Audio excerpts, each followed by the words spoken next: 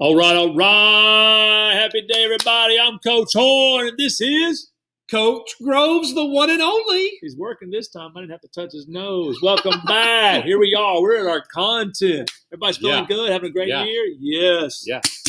Time to learn some history. What are these guys doing? Are this a marching band? What's wrong with this dude? It kind of looks like maybe some of your ancestors are here on the far left. Here are the Groves on the far left. Which of those? Which is the Horns family? That'd be nice. I think this head looks the most like yours. What in the world? He's got a watermelon. My head looks like a horse, not a watermelon. Whatever. Call me a horse. We are talking about. What are we talking about? All right, I'm sorry. We're going to talk about some early humans, how it all started, how we found out about who they are, and let the show begin. We're starting this thing. Here we go. Whoop, whoop. No time.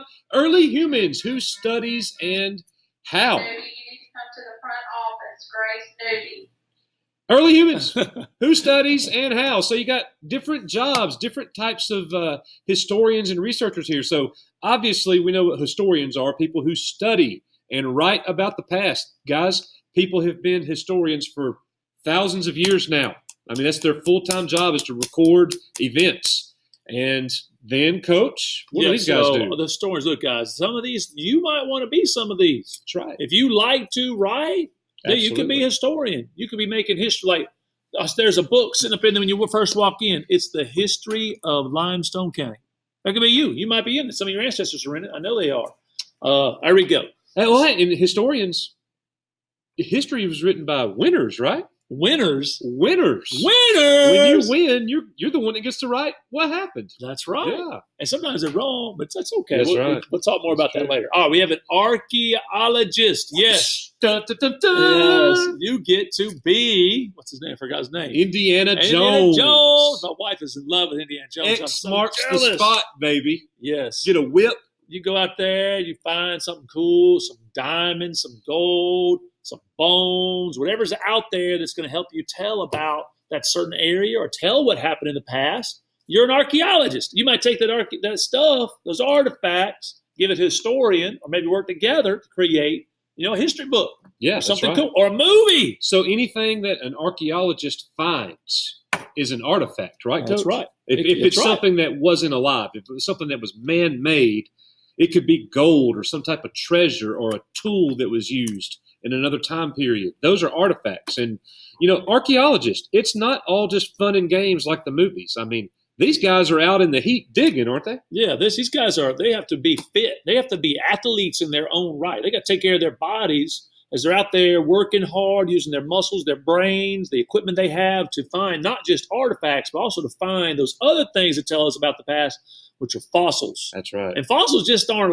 like big old giant bones that come from dinosaurs. There's lots of fossils out there. They don't have to be thousands of years old. They could be, 100 years old. This is they an example of what a fossil could look like.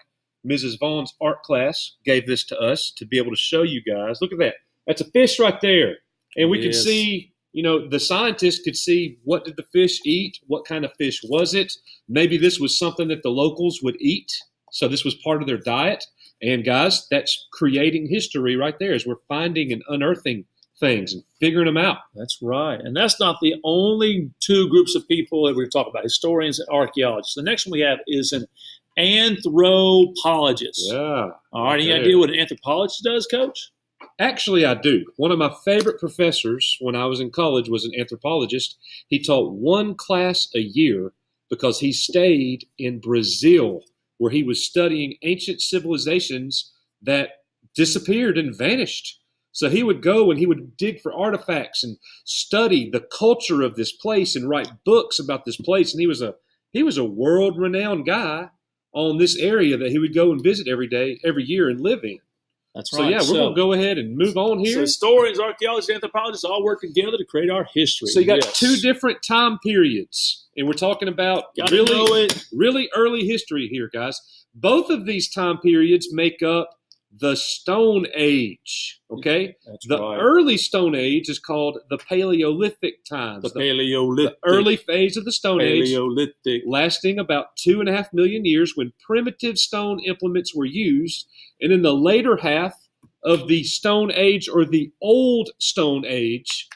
Okay, then you've got this area. You've got the Neolithic Age. Yes, this will be a time when something huge will be invented. Many different times. And anybody guess what it is? Something to do with your food. Something to do with your food. Yeah, and we need to write that in there. It would be helpful, but it's okay. You guys got it. They learned how to farm. That's right. It's called the Neolithic Age, the Neolithic Revolution. It's called the Agricultural Revolution. Yes. And farming will change it all. Right. And the fancy word for that starts with a D. It's domestication. Domestication is the word that we're looking for. Right, and just to reiterate and make sure that we got this, the Paleolithic era is also called the Old Stone Age. You got the Old Stone Age or Paleolithic, and then you got the Neolithic. Yes. It's nice, living after you got farmers. You don't have to hunt. You don't have to gather. Hunter? You don't have to hunter? You don't have to gather. So a couple different types of people in the Stone Age. You've got hunter-gatherers. What do they do, Coach? They will go and they will work for their food. All of them. They don't have to just go to a grocery store. They will go and they will shoot their food. That's typically the men. And then they would go and they would gather, like a lot of the women would go and they would gather the food that's in the area. That's right. And that's like apples. Y'all know any type of stuff. fruit. Yeah. Yes. So what happens, Coach, when they're in an area? All of our people are in this area. We've already killed all the buffalo. We've already gotten all the berries. What are we going to do? You've exhausted the resources. You must move. Got to move. You have these groups of people, and they're still around today. Some of these people live like this. They are nomads, or they live a nomadic lifestyle. What that means is you move from place to place to find your food. Nomads. That's what most of you people did. And they always go to a water source because they got to have it. So when you're nomadic, you're going to leave an area to go find more food. You're looking for water first. And when you find water, you can supply yourself, and some animals are going to be nearby if water is nearby. Some big fish. Watch out for the bears, though. The bears will get you. The bears. All right. All right, here we go. So now, you could argue this. You might get a chance to do this later. What are some of the greatest inventions of the first people that were around? And here you see, it says fire. What are their most important skills? This is going to be one of them. Oh, yes. Being able to create fire. Even today, if you don't have fire, you will have a hard time. Imagine if your stove didn't work in your house. You didn't have a heater in your house, and all of a sudden it's the wintertime. You're hurting without fire.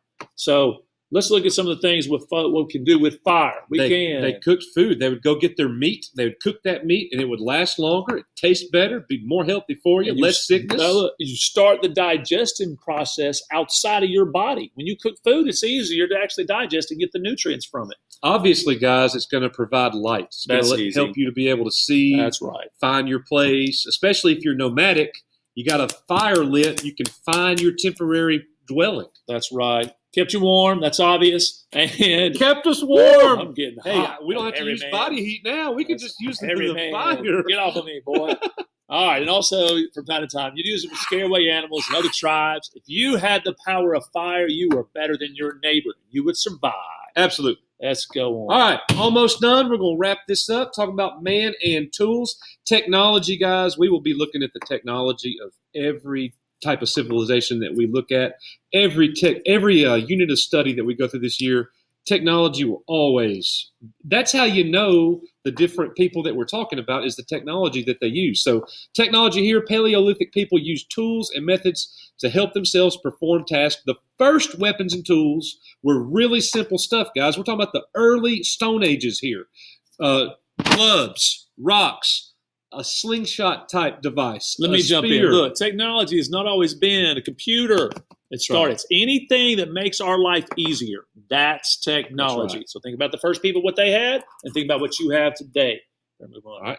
Yep. Got to move on. All right. We've got to quicken the pace. And look, we can pause this video and you can get this information.